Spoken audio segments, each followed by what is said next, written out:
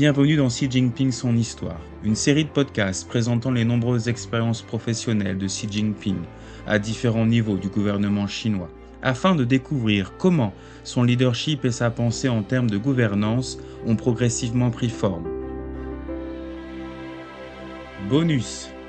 Épisode 1. Me regarder comme un homme ordinaire.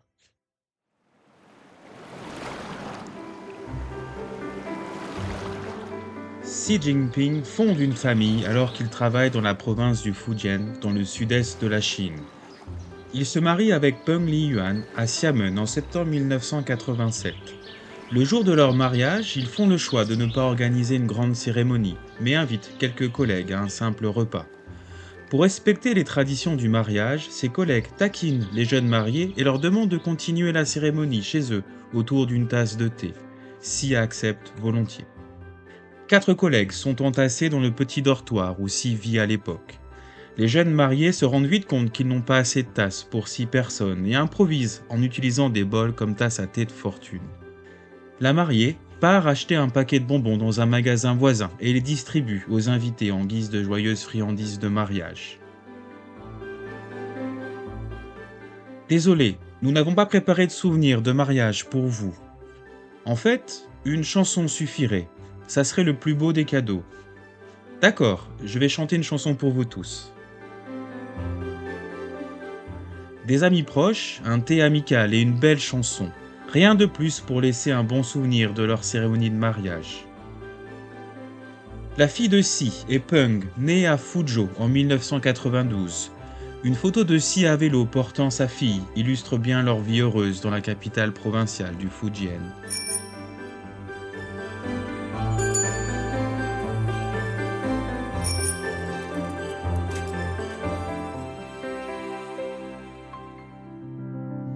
Xi Jinping grandit dans une famille au mode de vie simple et à la discipline très stricte. Son père, Xi Zhongxun, fut vice-premier ministre et secrétaire général du Conseil des affaires d'État. Malgré cette position élevée, la maison d'enfance de Xi ressemblait à une maison ordinaire. En hiver, il stockait du chou chinois, des navets et des poireaux pour les manger pendant la saison froide. Quelques assiettes de cacahuètes, de noix et de bonbons sur la table du salon étaient réservées aux invités, comme dans les autres familles chinoises de l'époque. Pendant de nombreuses années, les plats servis sur la table de la famille Xi étaient des plats typiques du Shaanxi, tels que des petits pains de farine de maïs cuits à la vapeur, des légumes sautés et une soupe locale épicée. La mère de Xi, Xi Xin, avait elle-même déclaré que Xi avait grandi avec ses petits pains à la farine de maïs. Xi se souvient même que la plupart des vêtements qu'il portait dans son enfance lui avaient été donnés par ses sœurs aînées. Pour Xi Jinping, sa mère avait reteint les vêtements avec des motifs à fleurs en noir. Mon père était si économe qu'il en devenait sévère. Notre discipline familiale, stricte, était également bien connue. Sous l'influence de mon père, nous avons appris à travailler dur et à vivre de manière simple. Les parents donnent le meilleur exemple. Au fil du temps, Xi devient une personne travailleuse et terre à terre, dotée d'une autodiscipline stricte.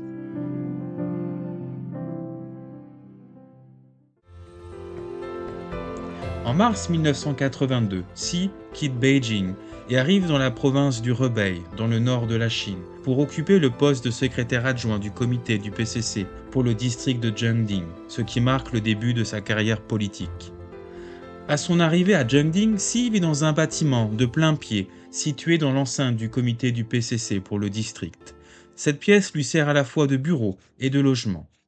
D'une superficie d'environ 10 mètres carrés, elle est modestement meublée d'un lit, d'un bureau, d'une chaise et d'une petite étagère remplie de livres. Les midis ensoleillés, un ensemble de draps est suspendu à la corde à linge dans la cour pour être aéré. La couleur de l'édredon avait pâli après des années de lavage et il était étroit et court. La literie était couverte de taches de différentes couleurs et sa couleur d'origine n'était plus reconnaissable. Cette literie usée se détachait de la lumière vive. « Ils appartiennent à Xi, le nouveau secrétaire adjoint qui vient d'arriver. » Un murmure dans la foule provoque un vent de surprise.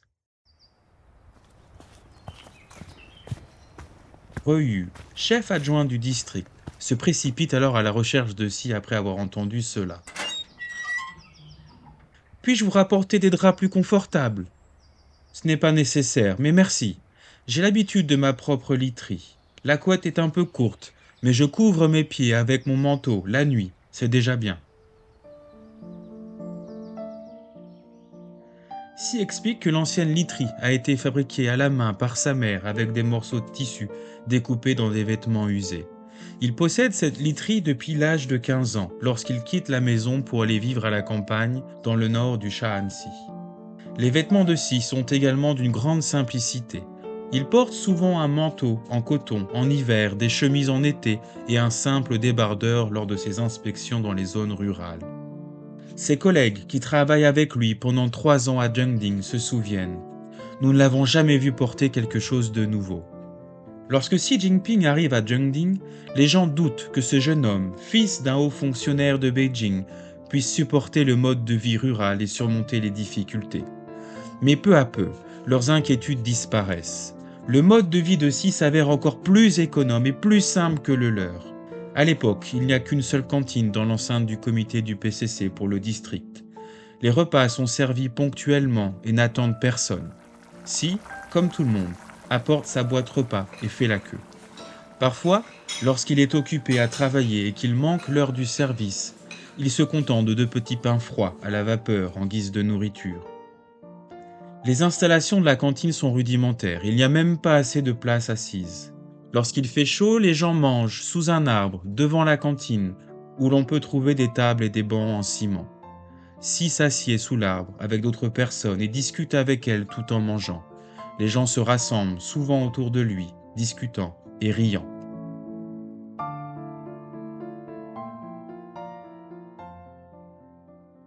Depuis son plus jeune âge, Si s'est toujours gardé un style de vie simple et ne cherche jamais à obtenir de privilèges.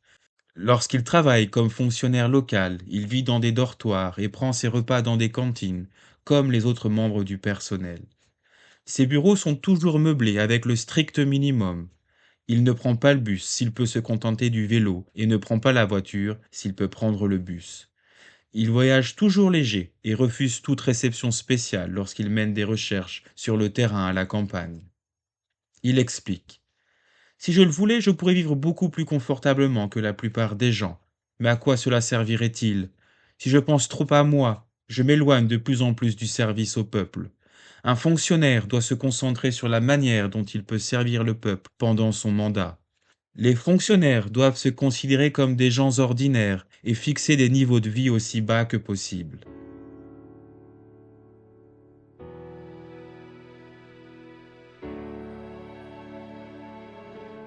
Xi Jinping déclare que l'honnêteté et la droiture sont les vertus les plus importantes pour un fonctionnaire.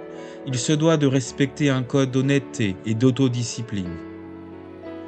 Depuis sa jeunesse, Xi vit selon le principe suivant: être honnête en tant que personne tout en ayant une conduite irréprochable. Il est le meilleur exemple d'un homme intègre qui travaille dans l'intérêt du peuple. Dans les années 1980, Xi travaille dans le district de Jiangding, dans la province du Hebei au nord de la Chine, non loin du domicile de ses parents à Beijing. Chaque année, Xi se rend 5 ou 6 fois de Jiangding à Beijing pour des réunions et d'autres activités officielles. Cependant, il ne se fait jamais rembourser ses frais de voyage, mais les paie de sa poche. Interrogé à ce sujet, il déclare: Il m'arrive de rendre visite à mes parents lorsque je rentre à Beijing. Les dépenses couvrent également mes besoins personnels, donc je ne me les fais pas rembourser.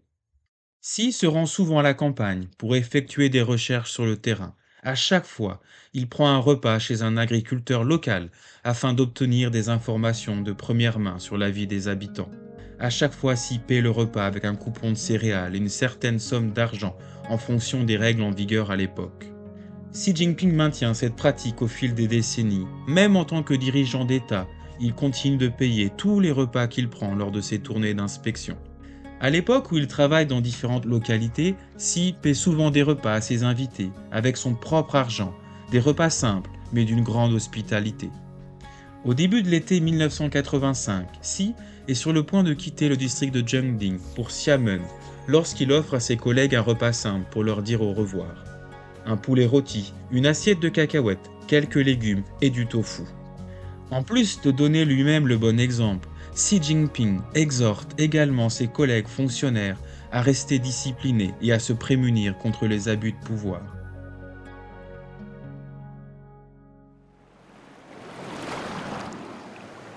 En juin 1988, Xi se rend à Ningde, dans la province du Fujian, pour occuper le poste de secrétaire du comité du PCC pour la préfecture de Ningde. À l'époque, la conduite des affaires officielles ou commerciales se faisait lors de banquets accompagnés de boissons à Ningde, comme si les affaires ne pouvaient pas être menées au bureau. Après avoir pris ses fonctions à Ningde, M. Xi établit des normes spécifiques pour les réceptions officielles à différents niveaux et publie des spécifications concernant les dépenses. La culture de la boisson bien ancrée chez les fonctionnaires locaux prend fin. Monsieur Xi déclare que si les fonctionnaires ne donnent pas l'exemple en termes d'intégrité, ils ne parviendront pas à gagner la confiance de la population. Les fonctionnaires détiennent un certain pouvoir et sont plus susceptibles de commettre des erreurs lorsqu'il s'agit de gloire et de richesse. Si les fonctionnaires ne sont pas assez rigides dans leur autodiscipline, s'ils ne sont pas attentifs aux tentations qui les entourent, et s'ils ne cessent de prendre le risque de faire des choses qui ne devraient pas être faites, ils rencontreront inévitablement des ennuis.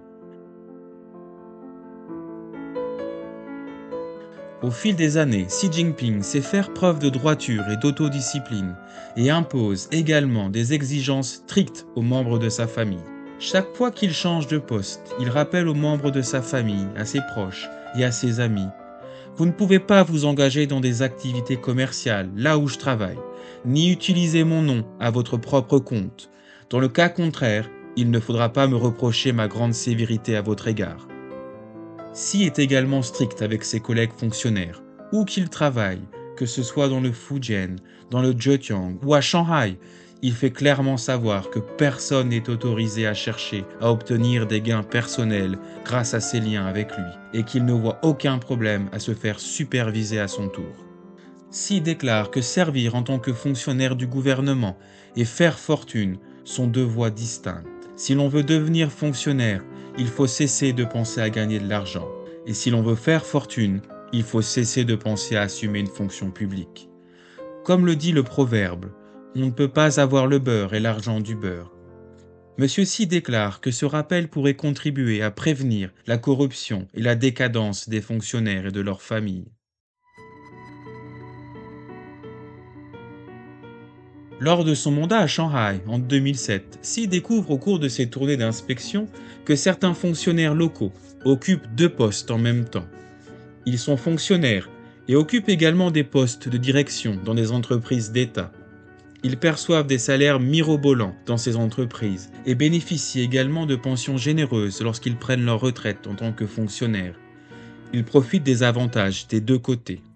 À la suite de cette découverte, Xi charge le comité du PCC pour la municipalité de Shanghai de publier un ordre demandant aux fonctionnaires locaux de faire un choix clair: rester fonctionnaire ou travailler dans des entreprises, mais pas les deux à la fois.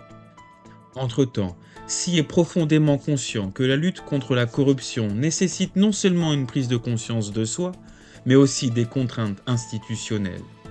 Avec son soutien, Shanghai lance un programme de réforme pilote visant à réglementer davantage les activités commerciales des conjoints et des enfants des fonctionnaires. Ce programme exige que les fonctionnaires démissionnent de leurs fonctions publiques ou que les membres de leur famille se retirent de leur engagement professionnel. La campagne est ensuite promue à l'échelle nationale et reçoit un large soutien de la part de la population. Beaucoup pensent qu'elle réduira considérablement la corruption due aux liens familiaux des hauts fonctionnaires et empêchera ainsi que l'erreur puisse mener à la catastrophe. Au fil des années, Xi Jinping est devenu un modèle qui honore la simplicité et la frugalité dans la vie et la diligence dans le travail. Quel que soit l'endroit où il travaille, que ce soit au niveau local ou au niveau central, Xi a toujours insisté sur le fait que les fonctionnaires devaient cultiver leur personne et leurs vertus pour donner l'exemple en ce qui concerne l'honnêteté et l'intégrité. Pour lui, ce sont des facteurs décisifs pour gagner la confiance et le soutien de la population et pour consolider les fondements de la bonne gouvernance. Vous avez écouté Xi Jinping, son histoire. Dans le deuxième épisode bonus, nous entendrons d'autres histoires intéressantes sur Xi Jinping, à la fois lecteur assidu et écrivain passionné.